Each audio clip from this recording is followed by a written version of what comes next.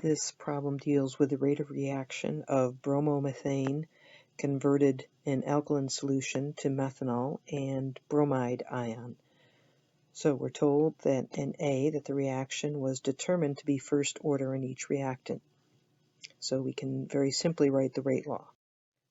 All right, the rate law tells us that the reaction rate is going to be equal to the rate constant K times the concentration of the first reactant raised to the first power and the second reactant raised to the first power. That means that the rate is directly proportional to each of these reagents.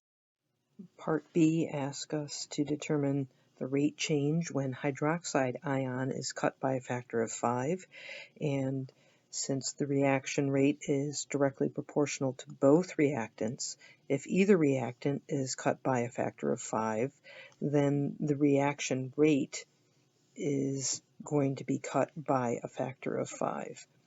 So if either hydroxide or bromomethane were cut by a factor of 5, the new rate would be 1/5 of the old rate. For part C, I've rewritten the rate law. The rate is equal to K times CH3Br concentration times the hydroxide ion concentration. So again, the rate is directly proportional to the concentration of each reagent.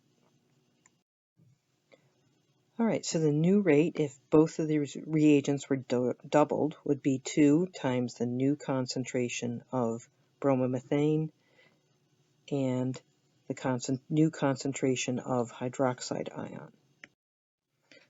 All right, so I've reorganized this so that we can see what happens here. K times the initial concentration of bromomethane times hydroxide is pulled out. This is our old rate, K times concentration of bromomethane times hydroxide ion, but we have pulled out these two factors here, 2 and 2, so that we can see the result of doubling the bromomethane and hydroxide ion concentration is to increase the old rate by a factor of 4.